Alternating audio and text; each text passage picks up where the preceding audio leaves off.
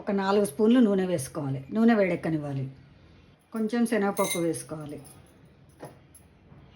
అర స్పూన్ ఆవాలు జీలకర్ర వేసుకోవాలి. ఆవాలు జీలకర్ర చిటపట్లాడినాక ఒక సగం ఉల్లిపాయ చిన్న ముక్కలుగా తరిగింది వేసుకోవాలి. 2 ఎండుమిర్చి ముక్కలు వేసుకోవాలి. ఒక 5-6 వెల్లుల్లి కచ్చపచ్చ దంపినవి వేసుకోవాలి. కొంచెం కరివేపాకు వేసుకోవాలి. స్పూన్ పసుపు వేసుకోవాలి.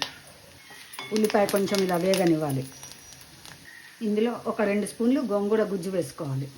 ఇందులో కూడా పచ్చిమిర్చి ఉంది, ఉప్పు ఉంది, ఆయిల్ ఉంది. నా ముందు వీడియోలో ఉంది చూడండి గోంగూర గుజ్జు ఎలా చేసుకోవాలి. ఇదంతా ఒక్క నిమిషం కలుపుకోవాలి. ఇప్పుడు ఇందులో ఒక అరకప్పు కందిపప్పు కుక్కర్లో ఉడకబెట్టుకున్నాను నేను అన్నంతో పాటే. ఇది ఇందులో వేసుకోవాలి.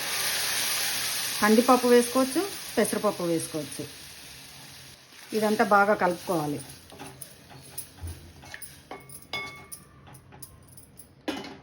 ఉడకబెట్టి ఒక 5 నిమిషాలు ఉడకనివ్వాలి. అప్పుడు మనకు ఉప్పుకి ఇలా 5 నిమిషాలు చక్కగా ఉడికింది కదా. ఇప్పుడు స్టవ్ ఆఫ్ చేసుకోవాలి. పైన కొంచెం సన్నగా తరిగిన కొత్తిమీర వేసుకోవాలి. గోంగూర పప్పు రెడీ.